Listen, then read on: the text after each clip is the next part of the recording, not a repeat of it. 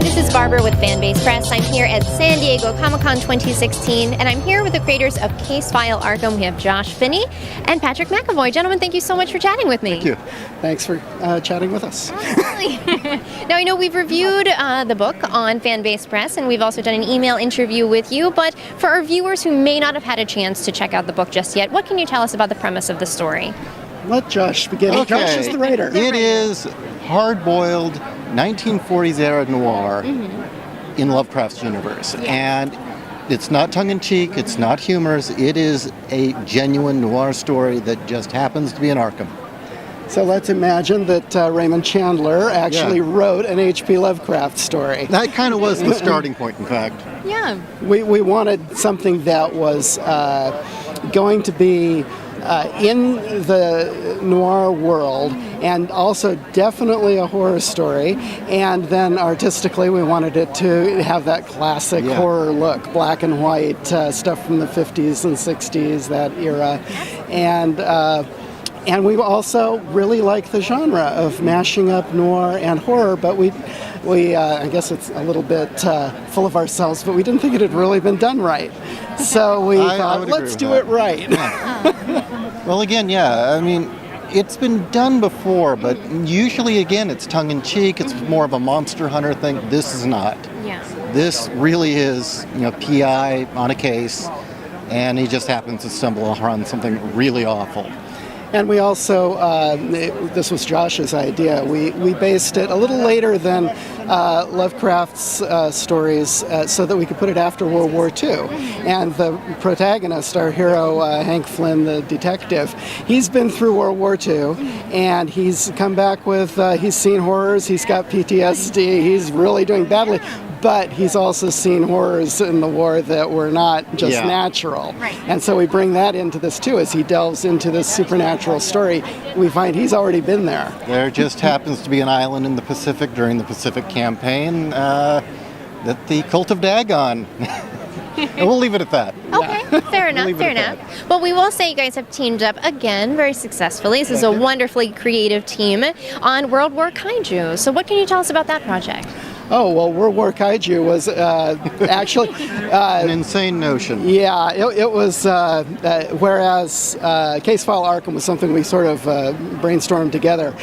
World War Kaiju was Josh's baby at the beginning, and yes, it's the story of what would happen if instead of creating the nuclear bomb, they created giant monsters at the end of World War II. And then you're going to have a Cold War with giant monsters. Yeah, it was...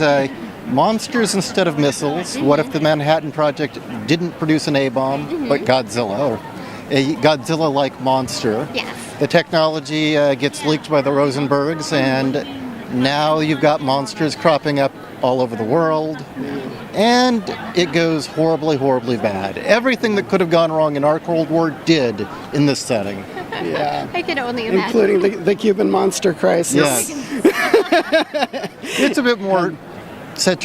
very heavy on the satire. Yeah, it's a little tongue-in-cheek, so you get some humor along with your Cold War alternate history fiction. Yeah, so we really loved that one. And it's a completely different style. Of course, if you're going to show some graphics on this, we did World War Kaiju in full color, and I painted everything, and it's a really kind of a lush look, whereas CasefileARKHAM I did in just black and white, pen and ink, so yeah. Totally different flavors. Well, I wanted you badly for Kaiju because I wanted you too. Oh my! Because not for Kaiju. well then. We can see why they work together so often. Okay, can our wives join in? Anyway, I was hoping. No, it was that I needed someone who could really capture that blown-out Technicolor look of all those old Toho films, and someone who could do monsters. And with Patrick's history doing all the Call of Cthulhu stuff, he was the instant choice. Well, thank you. And then it turns out he could do expressionist black and white even better. So, perfect. Well, there are times that these gentlemen do work apart from each other. And Patrick, you've been working with American Gothic Press on their Lost in Space series. That's right. That was a lot of fun.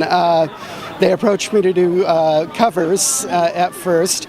The series is based on 2 lost scripts for Lost in Space. They were completed by one of the top writers for the Lost in Space series way back in the 60s, and they were canceled before season 4 started.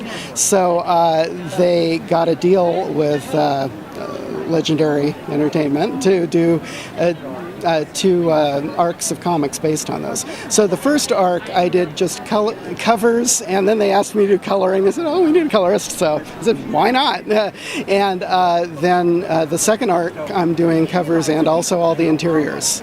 And it's really fun. The arc I'm doing is going to be coming out next month, and it's based on a script called Alice in Wonderland. So obviously they meet the Alice in Wonderland characters. Dr. Smith gets to be the Mad Hatter and the Caterpillar.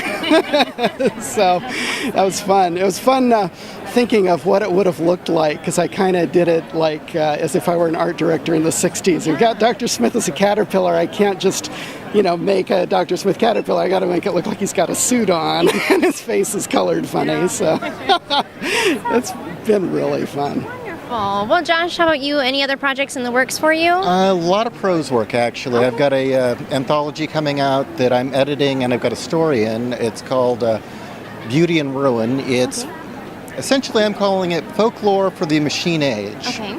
And it's classic folklore retold in post-apocalyptic and cyberpunk settings. Nice. So I've got a few rather impressive names on the list. Nicole Cushing, who won the Stoker Award this year, she's in there. I've got A.C. Wise, D.L. Young, Nick Cole. I'm quite excited about this. It should come out by the end of the year. Excellent. Well, certainly keep us posted. And thank you so much, gentlemen. It's been an absolute delight chatting with both of you. Thank you. I've been delighted as well. I'd love to hear that. Well, this is Barbara from Fanbase Press. You can find more interviews like this one and more San Diego Comic-Con coverage at fanbasepress.com.